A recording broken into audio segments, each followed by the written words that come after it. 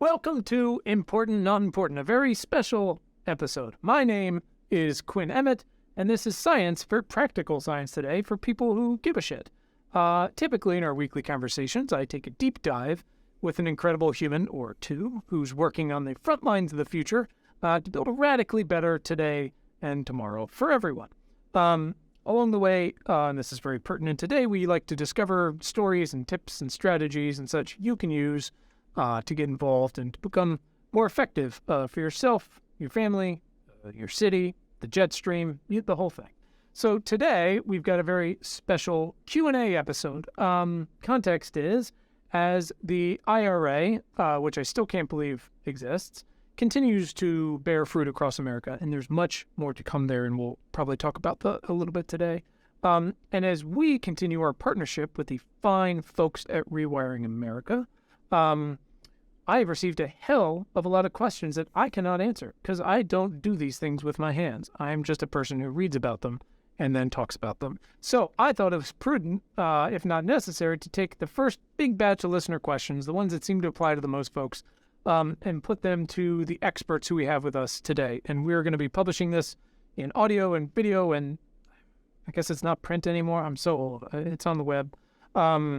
Whatever helps the most folks. And then we'll probably do another one in a month or two or something like that as these questions and answers continue to roll in and people upgrade their homes.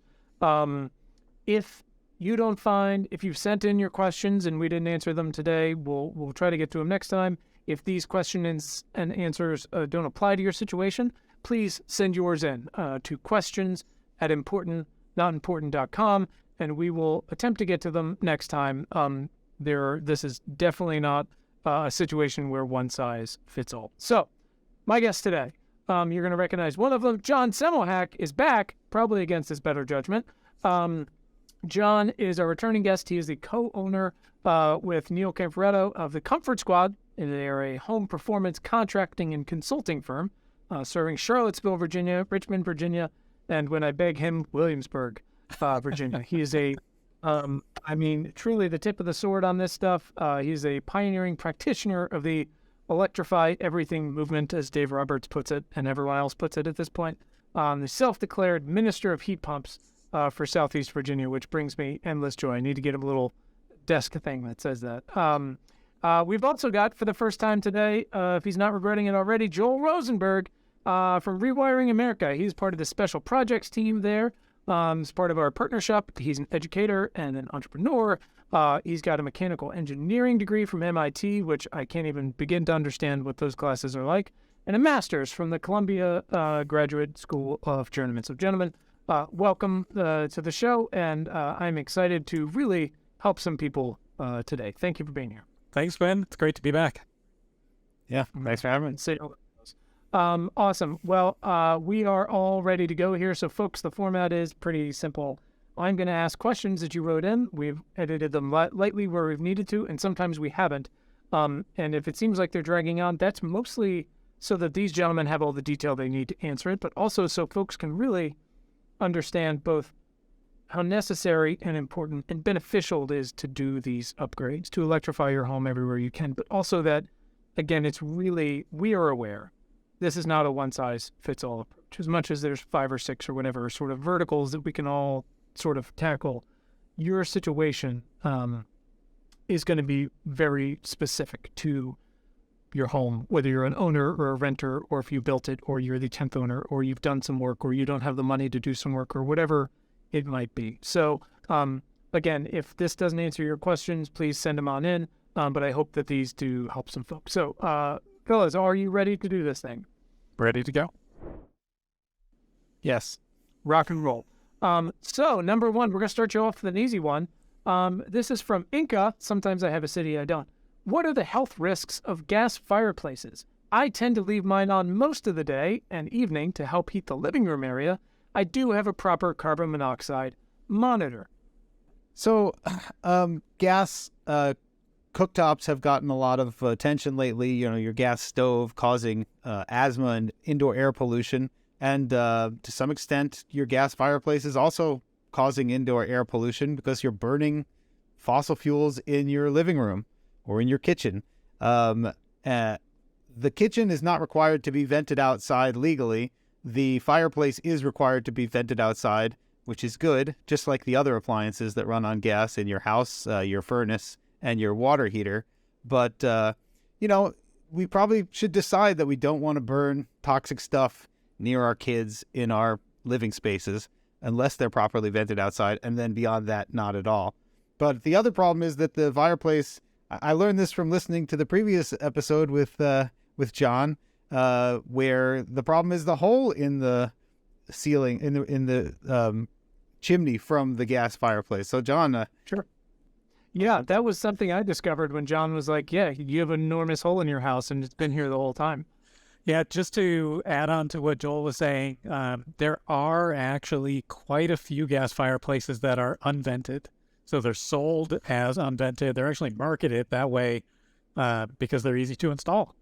So probably where they're legal may vary from state to state. I'm not sure exactly, but I know that they are relatively common as in new construction, both as well as retrofits. It's pretty wild, but it's a similar situation to gas stoves. If you have an unvented fireplace, you're burning that fossil fuel inside your home. You have potential, well, you definitely have carbon dioxide, which may be problematic. You may have carbon monoxide.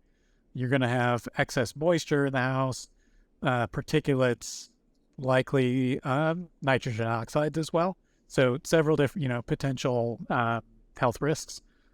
In terms of the carbon monoxide sensor or monitor, make sure it is a low-level carbon monoxide sensor so that you are warned about a problem while it's still a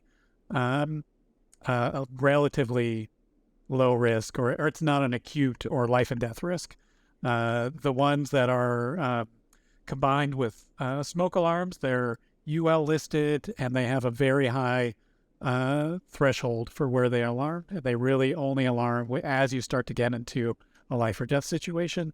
And so if you have any kind of fossil fuel burning, any kind of thing that you burn at all in your house, including a wood stove or a regular wood burning fireplace, get a low level carbon monoxide alarm that will let you know of a problem when you're down well under 10 parts per million. So that's super interesting. Two things. One, they sell these things unvented. Like, I don't understand. I mean, there's a lot of questions I have about it, but holy shit. It's the same. Yeah. And two, I think that was actually really interesting. And if you guys have specific recommendations later, you don't have to have them live. We can throw them in the show notes. But so you're saying the combo smoke alarm ones, the threshold is actually pretty high. So it's like by the time that goes Right. It's not great. Yeah, and the reason for that, my understanding, is to prevent nuisance 911 calls. If it's not life or death, you shouldn't be calling 911. But a lot of people, if their CO alarm goes off, they're going to call, which, it's understandable. But if you understand that your low-level sensor is catching stuff very early and it's not life or death, then you call your HVAC company or whoever services your fireplace, or somebody who can repair your gas stove, or even better, get rid of it and electrify. All right. Well, we will include a recommendation for a good low-level CO2 monitor in the show notes for folks who want to go and find one. Okay. Next one. Again, starting you guys off easy here. When is the new? Oh, this is from Ben. When is the new IRA rebate program going to be rolled out? I want to install a heat pump, but I need the upfront rebate to make it work. I can start again. The rebates are aiming to be rolled out by the end of this year, hopefully, or the beginning of next year. These are the upfront discounts that are available to low and medium income people, but the tax credits are available now. So if you are looking to buy something, you need the upfront discount, then you are going to have to wait until it comes from the federal government and goes through your state government. But if you are not eligible for that, and you could check our calculator, Rewiring America has an IRA calculator that will let you see how much you might be able to save on different appliances based on your location and your income. You can check that out now and see what you're eligible for. If you're not eligible, tax credits now. If you are eligible, rebates coming probably within a year. That's super helpful. And again, we're waiting for them to sort of make their way through all the state legislatures, correct, to figure out how those are going to be doled out and when? I think it's going to go through the state energy offices. But there are laws that are being written now. I'm not 100. Our policy team knows more about this, but there's like a bill in Oregon, I believe, trying to pave the way for when the rebates come. It's not clear to me how they're going to be administered by the states, but it is going to be, federal government giving guidance to the individual states, and then the states administering the program. Okay, awesome. Next one. This is from Justin. I've heard that some things, like incentives for switching to an electric range, are on a state-by-state basis. If I were to purchase an electric range now, would I be eligible for incentives whenever my state does announce it, or does it totally depend on when the states announce? So it's a little bit more detail on the question we just asked. I think what he's asking is if I buy it, do I get a rebate later? I'm not sure. Like, is there anything retroactive, I guess? So I think there are some states that already have, or certainly there are some states that already have electrification rebates at the state level or at the kind of regional utility level. So, some folks might be already eligible for those rebates. In terms of the IRA rebates, though, just like Joel said, the timeline for those is going to vary a little bit, state by state. I think the states that have, bigger energy office staffs and, are able to kind of, lift up this new rebate program more quickly and have the kind of staff and know-how capacity to do that are going to be quicker. And then other states who don't, there are a few states who don't even have a state energy office. Those states are probably going to be further behind on rolling out their state rebate program with the IRA funding. So specific to... Who has this question again? Ben. And again, I might be misinterpreting his question. If he needs to wait for financial reasons, there doesn't seem to be any hey, if I buy that now, they'll give me credit later. I doubt it. Things that historically, just one of the rebate programs, ARA funding from a decade or more ago, you had to wait for the rebate program to roll out. You could not do stuff retroactively. Which that's super. In my opinion, just quickly, that's the point of an incentive. If you're trying to incentivize somebody to do something that they wouldn't have done otherwise, or to do it more quickly than they should have done otherwise, and if you're paying people a bunch of money to do stuff that they already did, that's kind of a waste of money from an incentive program standpoint. Sure. But if I could just add on to that, though. Yeah, please get in there. John raises an excellent point, which is the federal government has this Inflation Reduction Act income qualified rebate that is going to be rolled out next, hopefully late this year, early next year. They have tax credits, which are like deductions. You have to pay up front, and then you get some money back if you owe enough taxes. That's available right now. And there's also, as he points out, lots of state and utility incentives that are also available right now, depending on where you live. So if you're waiting for the upfront discounts because you're income qualified, yeah, it might be another year or so. But if you have an emergency situation before then, you are eligible for the tax credits and for local incentives. So you should, if you need to do it before the rebates are available, you should definitely look into whatever money is available. And it's a good idea to plan ahead now. Look around now, get some quotes now, so that if there is an emergency and you do need to get it done, you're prepared and you know what's available. Yeah, and I think we've tried to make that point quite a bit, and John hammered to me as well. I was in such a lucky situation to be oh, my furnace or my current heat pump might die at some point. Do it now, as opposed to middle of the night, my family's freezing. I call and they go, guess what? We got a gas pump. That's what you got. Here's a good one from Connie, who's a landlord. Thank you for Connie for trying to do the right thing. Where can I get rid of my 1930s Wedgewood range? Where can she throw it in the trash? How does this work? I don't know the Wedgewood in particular. I'm assuming it's a older antique gas range. Sure, I guess. Yeah, where do we get rid of these things? How does that work? You would probably take it to our local metals recycling place. And they would break it down into, it's probably mostly steel. Maybe a little bit of something else in there. But yeah, the metals recycling facilities are typically available all over the place because that's one of the few recycling streams that are actually still profitable. That make sense to do. Unlike different conversation, John. Different conversation. Local metal. There's a local metals recycling facility that'll take that for sure, and they'll probably even give you a little bit of money for that scrap metal value. Yeah. You could also try searching the name of your town and like appliance disposal or something like that for those kinds of recycling centers. But there's a related question, which is that sometimes people say, one, should I get rid of my stuff before it dies? Or two, if I am going to get rid of it, should I sell it or should I just trash it? And the answer is sure, if you can afford to either get rid of it early before it dies, like I don't know if her Wedgewood range is still working or not, but passing it along or reselling it if it makes financial sense, it's not ideal, but it can be okay. Our general approach is like plan for when things die, replace it early if you can, get rid of them properly. That's this question. And if you need to resell it, it's not ideal, but eventually it will die, and then hopefully all the ones that you are able to buy used after that will be electric. Sure, I'm all for circular economy here, 100%. But again, the overall goal is to move to things powered by lightning. Okay. All right, we're gonna get a little more detailed here now that we're warmed up. This is from Megan. My house has gas appliances for almost everything: gas clothes dryer, gas stove, range plus oven, 2 gas HVAC furnaces, and a gas water heater, unfortunately. I'm planning on buying an electric dryer and induction cooktop first, and then tackling the other places. Is it safe enough to turn the gas hookup off at each appliance once I get an electric appliance, but leave it in place? What does removing the gas lines and gas meter once everything is switched out entail?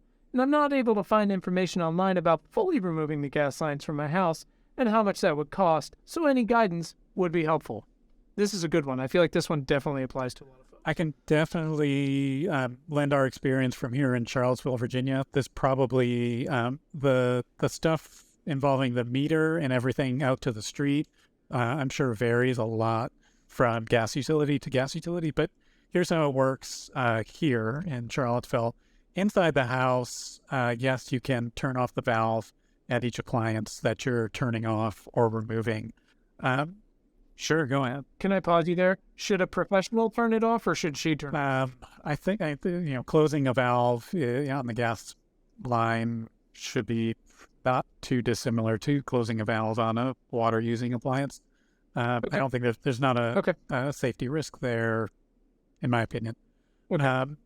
Disconnecting it is another topic. So turning off the valves, I think that's fine.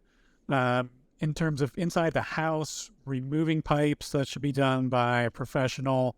Here, that's typically either a plumber or an HVAC contractor, or there's some gas pipe fitter specialties as well. So it's typically going to be one of those 3 professional trades. And so they can remove everything out to the meter, if you like, or you can abandon it kind of in place. Just small note in terms of turning stuff off at the valves, you may still have a little bit of methane leakage. So it's a fine, like short-term 1 to 2 year tops kind of thing. But eventually you do want to kind of get everything shut off at the meter and actually disconnect it. So here, once you have everything gone from your house from a gas standpoint, you call the gas utility and tell them you want to cancel your service or disconnect your service. They're going to come out and shut off the valve at the meter, probably put a lock on it, and then they may or may not want to remove it.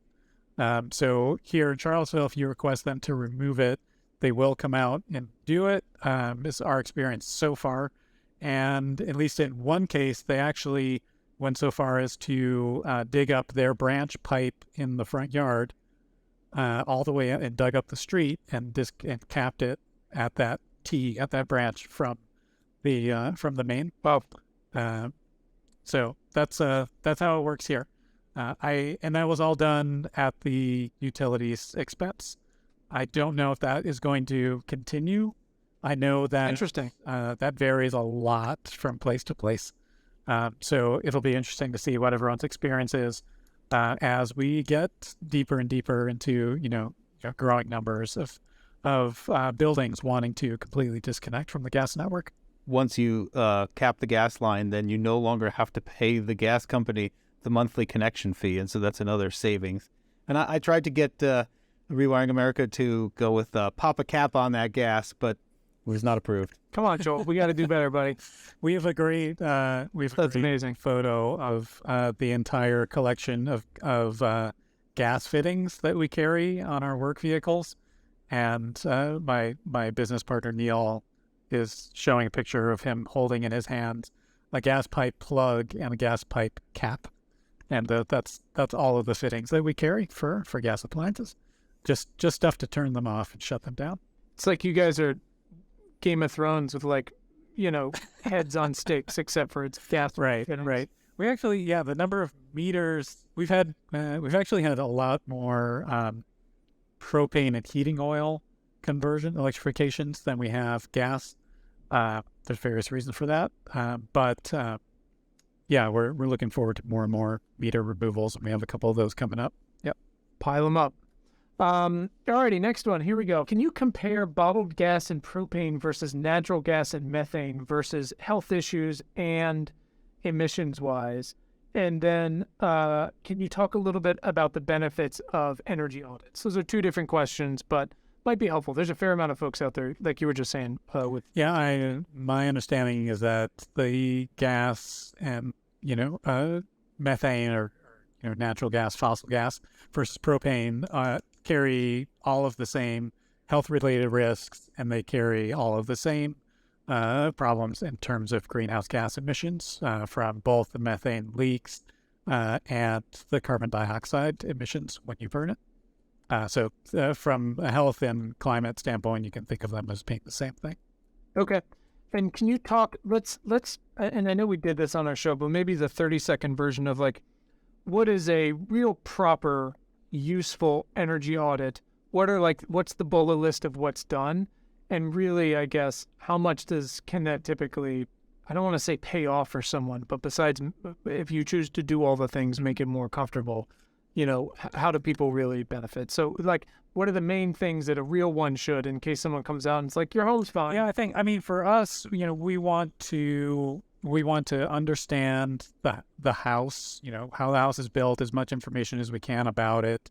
And we want to understand the client's goals so that we can help propose solutions that are kind of matching up with both. Like if their goals are going to, yield an unsafe house or an undurable, a not durable solution, that's not a solution. But, we don't want to propose those two. So we want to try to find the overlap. In terms of kind of what, we target in terms of, what we're looking at during, we call them a home performance consultation, not an energy audit, but, people call them different things.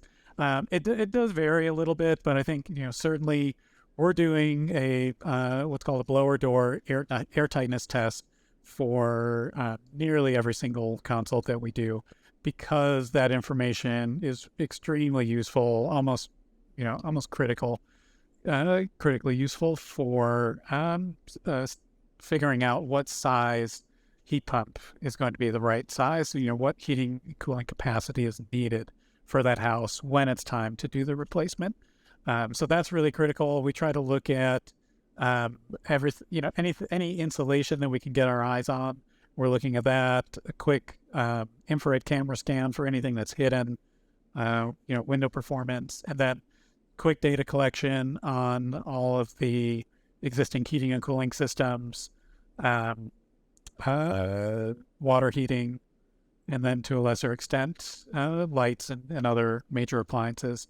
We're usually we're in a client's home because they are considering either now or the several year near future considering an HVAC replacement or an electrification. And if that's the case, we're probably going to collect a little bit more data. If it's a ducted system, we're going to collect some airflow information to see if the ductwork as is really suitable, or if it needs modifications, or if it needs to ideally be scrapped and start over. Or, we kind of will often offer, those different options to the client and talk about the pros and cons. A lot of times it comes down to budget. of those different options in terms of whether or not we're replacing ductwork or whether or not we're fixing ductwork or we're just leaving everything as is. And we're doing we're in the middle of a job right now where we're replacing two different systems, and one is a little bit newer and is in much better shape, and we're just leaving that ductwork as is and just swapping out the heat pump. And then the other one is older, very bad shape, and we're just scrapping it and starting from scratch. Okay. So two related questions. One, shorter answer, is there money in the IRA for home performance assessments, audits? Yeah, there's up to 30% off up to $150, and that's a tax credit that's available now. So if you were to get a audit done or a performance assessment, et cetera, you can claim that on your taxes next year. In addition, there's many utilities, in particular, and I think some states that will help pay for the audit as well. So where I live here in Maryland, I think our utility will pay $300 out of $400, so it's only $100, and then I can then take $30 off of that too. So I could get a home energy audit for $70. Right, and the benefits the waterfall from that could be enormous year over year, right? Totally. Ideally, if before you get a heat pump, absolutely get a performance consultation. Figure out what your home needs. The lower hanging fruit is to seal leaks in your house, upgrade your insulation, and then you can reduce the needs of your heat pump. And the better sized your heat pump can be, the better it's going to perform and the longer it's going to last. So timing-wise, ignore rebates and money for a moment. John, would you, obviously the answer is hey, everybody should do these and do them as soon as you can, afford to do them and it makes sense to do them. Would you ever recommend folks do them as they're considering buying a house?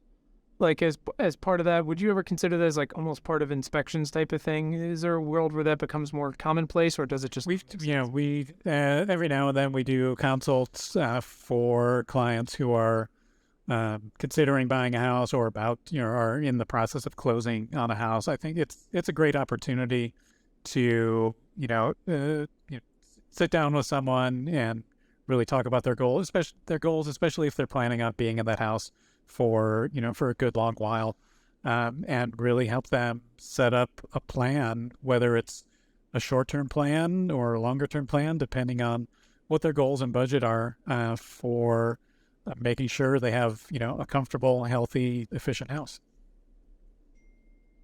So I guess the only thing you would lose, unless I'm missing something in that case, is sort of how a family, right? Yeah, they don't have that opportunity to live in the house and say, oh, this bedroom is too cold in the winter and it's too hot in the summer, or or the basement is always cold. I want to fix that. They won't have that stuff.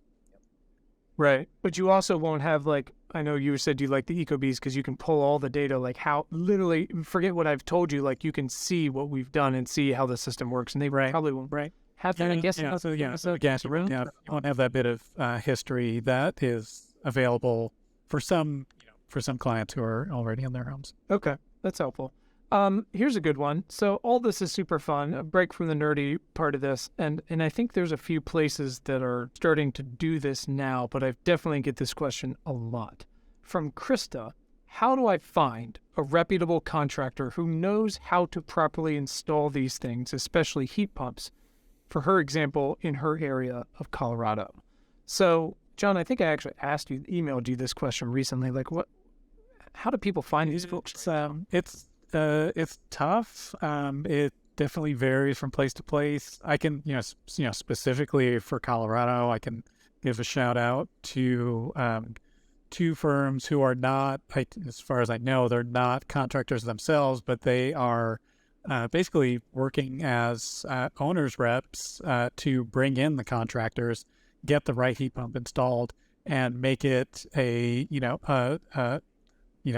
pain-free experience and something that is a win-win for everybody. And those two groups are Elephant Energy, who works in Boulder, probably up and down the near Front Range, maybe into Denver as well, and then Helios, who is also based in Denver. So those two groups are doing good work in Colorado from what I hear. That's awesome. Do you have any insight onto people who are aggregating this? Is this what Sealed does? SEALED? Is this some of the things they facilitate? I'm not 100% sure. But I feel like there's such a market for this. I'm not 100% sure about Sealed either. But, for Colorado, I did actually look this up. And often in states, if there's a rebate program that's administered by the state or the utility, they might require you to use a contractor that has enrolled into their program. So for Colorado, there's a thing called Renew, RENU, which is a loan program. And they have an authorized contractor map where you can search for somebody that way. Also, Excel Energy, which is out there, they have a rebate with a registered contractor list that you can pick from. California has Tech Clean California, which is a rebate program for heat pumps and heat pump water heaters, and they maintain a list of contractors. Efficiency Maine has a contractor list. If you don't live in one of those states, you could try contacting your state energy office. We could put a link in the show notes to how to do that. Okay. And then the general advice we give is to try and find, one is to ask friends, family, colleagues, whatever, if especially somebody who has the appliance that you're looking for who did the work and if they're happy with it, and try and get 3 quotes from, reputable places that will tell you what equipment you need, give you a price, and then you can look them up online and see their reputation and decide or not to go with them. Okay, that seems reasonable. Also seems like, boy, it would be great if somebody really just found a way to really aggregate these and, the most reputable, intentional folks here. Here's a kind of more expansive question, but I guess it's more fully considering the whole thing. Paul says, I'm curious if I may save carbon by not replacing working gas equipment before it breaks. So obviously we want everyone to electrify and we need to do this as soon as possible. I think he's asking more just like about the secondary effects of just everyone replacing a bunch of equipment. Right. So he's kind of getting at what's called the embodied carbon of the existing equipment or the embodied carbon of, bringing something in new. So it takes energy and currently it takes emissions to manufacture all of this stuff, to ship it where it needs to go, and as well to bring in the contractors. They've probably got to drive in from somewhere to do the work. So are you saving enough, CO2 emissions, plus other, methane emissions? And I think, the answer is probably yes, you are in most cases. The CO2, the combined CO2 and methane emission savings are huge for heating systems when you switch to an efficient heat pump. And they're also huge when you switch to heat pump water heaters. So those two right there, I think it's pretty straightforward to say that the emission savings make sense to do it right away if you've got the budget for it, and then just go ahead and go for it. On the cooking side of things, from an emission standpoint, it's not quite as a slam dunk, to use a sports term, but it is a total slam dunk from an indoor health standpoint. So that's an obvious call, I think, still. Yep. And obviously, it becomes far less negligible over time, right? Because these emission savings, forget the health ones, like the emissions reductions just compound over the 10 to 12 year. Right. All of your things that you're putting in that run on electricity, they effectively get cleaner and cleaner and cleaner every year they operate. Unless you live in Costa Rica right now, that's already like 100% clean. I mean, I told you, I'm trying to get out of here. Nobody will let me go. Go ahead. I just want to, this seems pretty common. It's like, I currently have a functioning gas, hot water, and gas heating, right? That's right now, and they're going to break at some point. And so make a plan to replace them with electric, because what's probably going to happen in most cases is if you don't have a plan, they're going to break, and then you're going to replace them with a fossil fuel appliance that's going to have another 10 to 20 years of life. So in trying to thread the needle of, I don't want to replace it too early, then you replace it too late. It's not black or white. Yeah, right. And then you got another 20 years. Yep. Sure. Make a plan. Find your contractors early. Identify get quotes early so you know who to call. Yeah. Maybe for the heat pump water heater, if it's going to be a 240 volt outlet that they need, then get that pre-wired. find somebody who's got them or can get them in stock, and just be prepared so that in the emergency, you don't get, it's like trying to save 6 months of carbon and then having 20 years of it. Yeah, I like to, that's legit. Most people who are, you don't say shopping for a new vehicle for their household, it's usually not on an emergency basis. They usually are planning this out, for, at least several months. And, think of these big, household purchases in the same way. Definitely start doing your research, start planning them out. Sure. And you'll have a much better experience. From Tita, can you please sell me on the improvements of a heat pump water heater over a tankless water heater? I guess what's the quick answer there? Is it that much better? Because Lord knows I was bamboozled a few years ago. So tankless gas water heaters versus heat pumps. So there's I think the selling point for the tankless water heaters is that you have quote endless hot water, for better or worse, right? That's what they call it. And to a certain extent you do, but those units have to heat up the water instantly, essentially, and so they have a limited capacity. So they have a limited throughput or gallons per minute of hot water that they can generate. That is all dependent on how cold the incoming water is. So it may be unlimited, but it may be unlimited at 2 gallons per minute. You can't run, probably 3 showers at the same time and all have adequate hot water supply unless you get multiple tankless, gas water heaters. Whereas with a heat pump water heater that has a storage tank, you have a tank that is maybe 50 or 60 or 80 gallons of hot water standing ready to go at 120, 130, maybe even 140 degrees temperature. And so you have all of that water ready to go at a moment's notice, and it doesn't have to be heated up instantly. So the heat pump water heater is kind of like slow and steady with a whole bunch of storage that's ready to go. And the tankless is like zero storage, but we can do a lot of work right away. So the other way to think about the heat pump water heater is it's sort of like a water battery for heat. So you're taking electricity and you're pumping the heat in there, and then it's storing the electricity as hot water. And you can do that pretty much any time of the day. So it can be useful for figuring out when is a good time to, if you have solar panels, you want to save electricity and not pump it back to the grid during the day. You can store it in your water heater. And they're way more efficient. So it uses only a quarter of the energy needed to heat up hot water that even the tankless needs. So it makes sense from an energy use and an emissions point of view. By having the tank, it lets you slowly accumulate heat, which the tankless can't do. And it's way more efficient if you have a tank, a natural gas or resistance heating hot water heater. Heat pump water heaters are now the most efficient. Some people kind of thought in the middle that tankless was the most efficient, and I think maybe for a little while it was, but they now get blown away by the heat pump water heaters. Definitely. Awesome. Yeah, the running costs for heat pump water heaters are super, super low across the board for our family and our clients. And now, and correct me if I'm wrong, and we have the link in our email, and we'll put it in the show notes again. There is a 120 volt version now, which you literally just plug into the wall, right? There's one, at least from one manufacturer, and I think there's another on the way from one of the other big manufacturers. So yeah, I think that it's going to make that retrofit easier for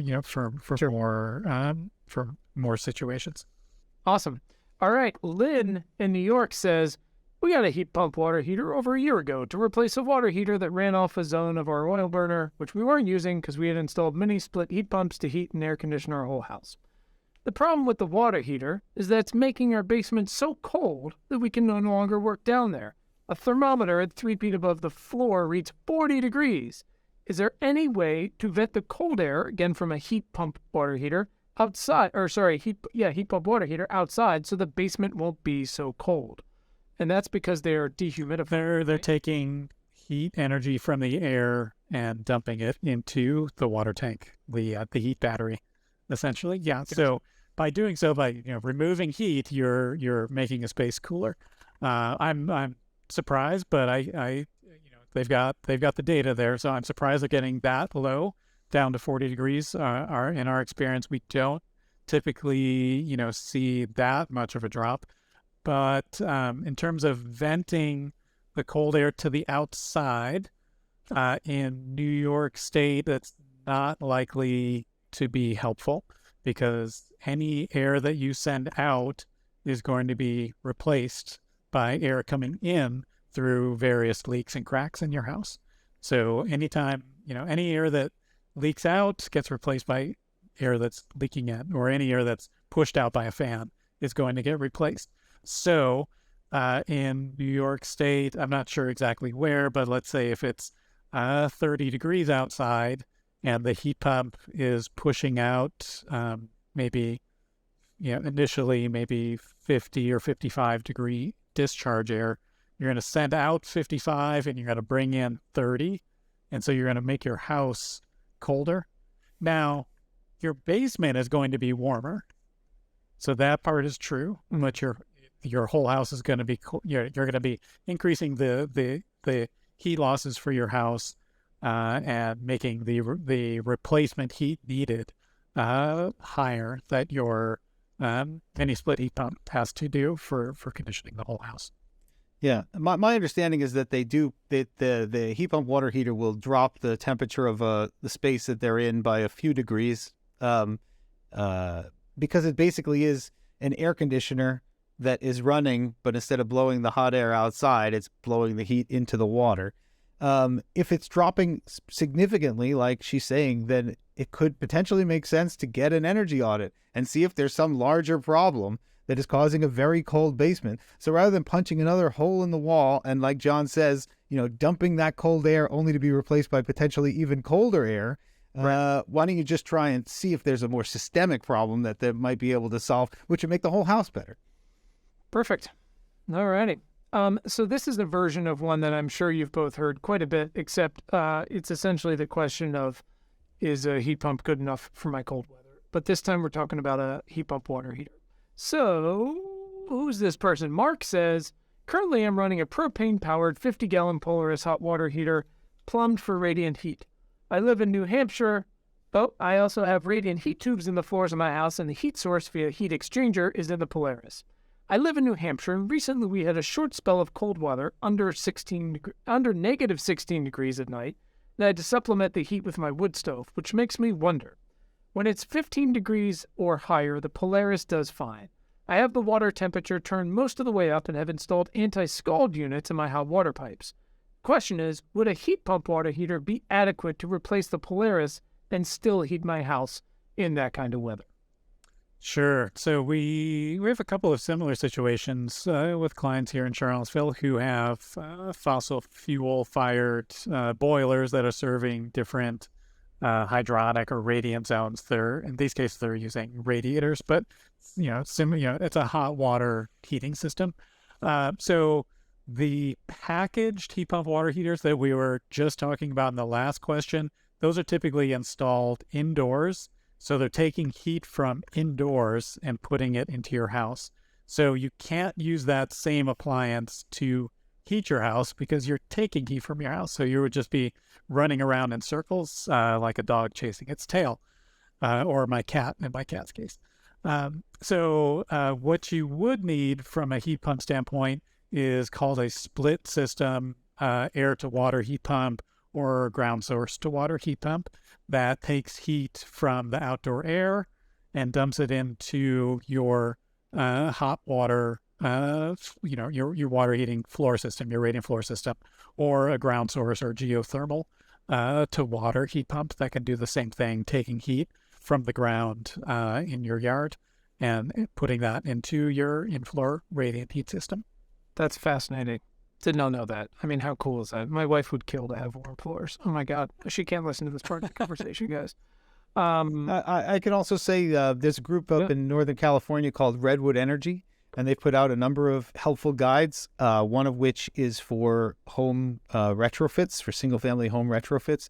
And we could put in the show notes, there is a page on that in the home retrofit guide about hydronic heat pumps, and I looked at it. A number of them do work down well below 0 Fahrenheit, so it's something to explore. I don't know the exact particulars of the question, but that whole guide is worth getting for anybody, whether you have a hydronic heat pump or not. The first half has lots of good info. The second half is sort of like a product guide. It doesn't give reviews or anything, but it does do a good job of laying out the landscape for lots of different appliances. So hydronic, it's more specialized, but it's in there along with things like, electric leaf blowers and Right, which are right. amazing. And most of the Holy cow! The first time I used one, I was like, "What?" There are not many air to water heat pumps or even ground source to water heat pumps. So there are not that many models or manufacturers that are available in North America right now. Totally different in the rest of the world. But in North America, there's not that many. But the good news is that almost all of them are cold climate models. And a number of them are really actually being marketed, pretty well in the Northeast. So I think this question was coming from New Hampshire. So there should be availability of those products and the know-how how to do them in those areas. Awesome. That's super helpful. Okay, so this is kind of marketing wise, but maybe you guys can validate these or no. Jeff says, I know I want to do a heat pump water heater. My question's about smart features. I've seen some pilot programs for smart features that make the hot water tank act as a thermal battery, charging up at low electrical demand periods and whatnot. Is this a standard feature of the heat pump water heater, or do I need to look especially for smart functionality with timers, Wi-Fi connectivity, and ideally some grid response functionality? From Jeff. So this is definitely variable from product to product and manufacturer to manufacturer. So some of the manufacturers are building this stuff in automatically, where you have the availability of an app that you install on your phone or tablet, and then you can set up your own schedules. If you have a time of use rates from your electrical utility, most of the water heaters also have a special communications port. That's a grid response port, and that is currently rarely used around the country. I think there's probably a couple of places where they are actually used, but it'll be the kind of thing where you would give permission to your utility to during certain times of day or on an ongoing basis, take control of your water heater. And basically probably shut it off during certain times, maybe boost the temperature at certain times as well. So those programs vary from place to place. So I think most of the models that I've seen have that kind of grid response communication support built in. And then some models have kind of the app and scheduling feature that you can do yourself, and some don't. Let me ask the way I would ask. If I've got the money to do it, or need to do it, or want to do it, should I give a shit about these smart features now yet, or should I think it mostly depends on your personality and how much of a nerd or geek you are, and if you're really into this stuff. If you just want to have an efficient water heater that works and is a lot better for the planet, then you don't need to worry about it too much. And a lot of that is because the heat pump water heaters are so efficient that even if it does get some runtime during a little bit more expensive times of day, for most people, it's not going to hurt their wallet too much. But if you really want to optimize things and you're willing to do a little bit more, of your own, setting up schedules and things like that, you can do that. And I think, at some point, I think we'll have more and more kind of aggregators who will do this for you, where you'll maybe set up the app, connect it to your appliance, and then you'll assign control to a third party. Maybe you assign control to the utility, or maybe it's to some other trusted third party firm who's an aggregator and is doing all of this, is doing this for thousands of water heaters and maybe doing a better job of it than the utility, or, kind of communicating the benefits and what they're planning on doing than the utilities, who are often, they tend to be a little bit more conservative and slow on the uptake in terms of communications and things like that. But that is putting it kindly. Just to add on to that, that is a great answer. And like you can try and future proof it by checking out the spec sheet to see if it has the, time of day functions and whatever. It does get to this larger question though, both around, aggregators of demand where the utility might say, hey, we need to reduce our power use. Who can do that? And these people will essentially be able to manage that and get paid for it. Because it's sort of like spinning up, they sometimes call them virtual power plants, but the most expensive power plants are the ones that you need in that emergency. And so like doing some of that planning, not just around water heaters, because John's right, they're so efficient that it's a pretty low load, but things like your car and things like your, even your heat pump, Batteries, and your home batteries, when you start to think about it that way, then it's like, oh, this is a potential source of revenue. I know a lot of people are like, oh, I don't want the government messing with my appliances. And that's your option. You don't have to be a part of that program. But it's a deeper question, obviously. This person cares more. And so if you want to kind of future-proof and option into these things in the future, then it can pay off to look into it for, your storage appliances now. Just looking a little bit further ahead into the future, in terms of these kinds of controls, there most likely will be significant time periods of the year or time periods of the day and year where there's excess renewable energy, there's excess clean energy, and the wholesale energy prices actually go to zero. And there's some producers who will actually give the energy away for free, or maybe even pay some people to take some energy off their hands so that they don't have to turn their stuff off. Especially nuclear power plants are probably not going to want to turn their stuff off. They're going to want to keep running. And so there may be times where these aggregators, or, if you're controlling it yourself, you may say, oh, I've got a 2-hour window where I can heat my water for free. So let's go ahead and do that. And if you have most packaged heat pump water heaters have an electric resistance heating element as well, you may actually want to turn on the less efficient electric heating element for those 2 hours so that you can take more of that free energy, that clean energy, and heat up your water totally clean, totally free, or even get paid for it, rather than letting the heat pump do it. So it's an interesting thing that I think will become prevalent in the years to come. I think it's going to be a wonderful, that part of the variability of renewable energy is going to be really interesting and awesome. And then the super cold parts of the year are going to be the big challenge. Yeah. No, I love that. I mean, I truly hope the flexibility of this two-way stuff, whether it's home batteries, car batteries, all these other things become, go beyond whatever, the Nest or Ecobee Leaf or whatever, which is just like the baby drips. But again, we can hopefully do these things and become more useful. So the West doesn't have these just massive blackouts, and Texas doesn't have these issues. And, obviously there's much bigger systemic issues, but we should be able to do that. So again, I would nerd out and go after the nerdiest stuff that my wife would be like, but we don't need those things. I'm like, no, we do. And need is a very strong word. But at the same time, like, if you're like, oh, but the nerdy stuff isn't there, just like, please get one if you can get one. It's the overall goal is to just decarbonize as much as we can. I've got one more question for you guys, and this is actually an interesting one. I'd heard from a couple people.